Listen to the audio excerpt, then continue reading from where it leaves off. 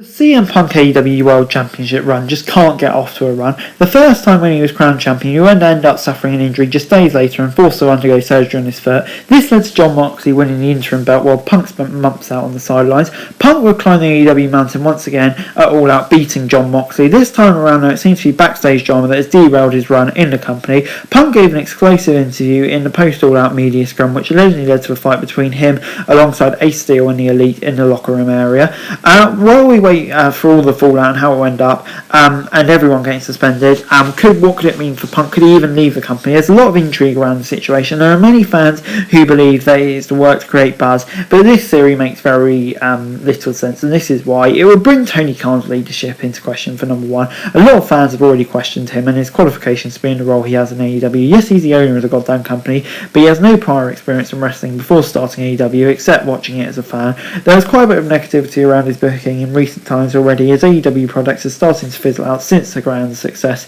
that was the second half of 2021. Now this incident brings his leadership into question as well, as he looks like someone who has no control over his most pushed stars. Why would Khan come up with an angle that would make him look bad in the public eye? It also makes AEW look indie and small time, you'd have to say. The entire situation is a big blot on AEW's attempt to establish themselves as serious competition to the WWE. Can anybody imagine somebody taking place between the Bloodlines and Cody Rhodes, something like that? The answer is probably no. Yes, the alleged backstage fight has created a buzz around the company, but it is completely negative buzz, which makes AEW seem like a small-time indie promotion. It's not a good look for the company, whichever angle you view it from.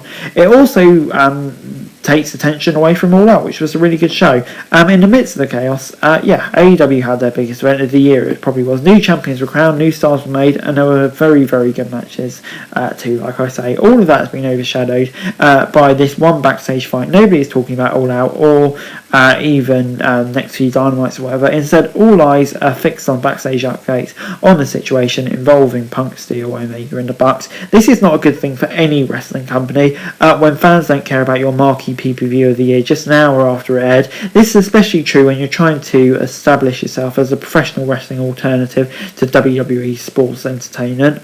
As well as the pay-per-view, the main event of that pay-per-view, you'd have to say, was MJF returning. That's also been ruined. His return was great. Why I'm wearing a mask did not make huge makes of sense, you'd have to say, considering he had already worked out a deal with Khan. It was a good revelation at the end, nonetheless, if you chose to overlook the logical holes in the story. The next few days, all the buzz was supposed to be about him and what he could do on Dynamite after confronting Punk at the end of All Out. The story is completely lost in the mix now, and MJF has almost been forgotten amidst the chaos.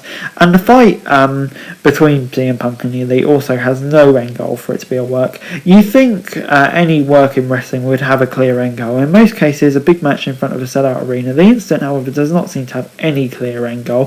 Punk's next opponent was already set in MJF. On the other hand, the Elite were set to start their reign as the inaugural trio champions.